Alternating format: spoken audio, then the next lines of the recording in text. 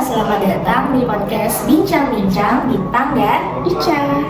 Oke, jadi pada kesempatan kali ini kalian berdua akan berdiskusi mengenai asesmen awal dan juga pemetaan kemampuan fondasi anak.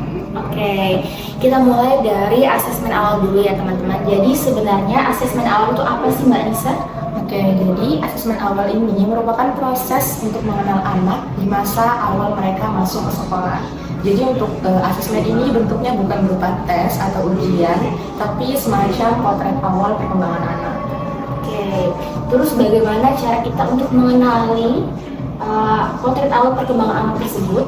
Untuk caranya itu sebenarnya banyak ya Mbak. Biasanya guru bisa melakukan observasi atau bisa mengajak anak untuk berdiskusi, dan tentu saja guru juga harus berkomunikasi dengan orang tua. Dari cara-cara yang tadi itu guru kan bisa melihat bagaimana cara anak berinteraksi, lalu bagaimana kemampuan bahasa anak sampai dengan kemampuan motoriknya. Berarti penting sekali untuk kita ketahui bersama bahwa tujuan dari asesmen awal ini adalah bukan untuk melabeli mana anak yang pintar ataupun mana anak yang bodoh, tetapi lebih untuk memahami kebutuhan anak sendiri. Ya betul Mbak. Jadi hasil dari asesmen ini bisa membantu guru untuk menyesuaikan perencanaan maupun strategi pembelajaran yang disesuaikan dengan kondisi setiap anak. Oke, tadi kan kita sudah membahas mengenai asesmen awal. Lalu langkah selanjutnya adalah pemetaan kemampuan fondasi. Nah, ini istilahnya keren banget nih Mbak. Kira-kira maksudnya itu apa ya? Jadi sebenarnya begini ya teman-teman. Jadi pemetaan kemampuan fondasi ini adalah proses mencatat dan juga mengelompokkan kemampuan anak di berbagai aspek perkembangannya. Oh, jadi itu semacam kayak kita bikin peta potensi gitu ya? Ya betul sekali Mbak Nisa. Jadi pada anak usia dini kan terdapat beberapa aspek perkembangan. Nah, di antaranya itu yang pertama ada aspek kognitif. Jadi misalnya kemampuan anak mengenal angka, warna ataupun pola. Kemudian ada kemampuan bahasa seperti menyampaikan ide atau memahami instruksi.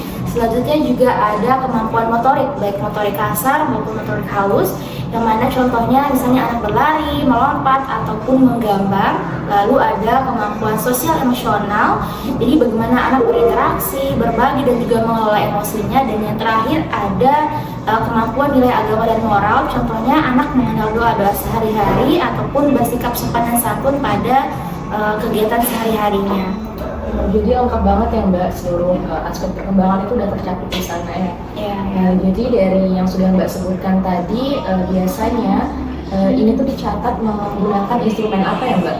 Oke, jadi biasanya tuh menggunakan portofolio, yang mana portofolio inilah berfungsi untuk guru mengetahui mana anak yang membutuhkan stimulasi lebih ataupun anak yang sudah siap untuk diberi tantangan-tantangan baru. Seperti itu Mbak Nisa. Oke, jadi yang bisa kami simpulkan dari diskusi kali ini adalah untuk asesmen awal dan juga pemetaan kemampuan fondasi anak di PAUD itu bukan sekedar formalitas, tapi kunci agar anak itu bisa belajar sesuai dengan jalurnya masing-masing. Betul sekali. Jadi kita juga sebagai pendidik, sebagai guru itu berkewajiban untuk mendampingi anak dengan penuh cinta, kesabaran, dan tentu saja dengan strategi yang sesuai dengan kebutuhan anak.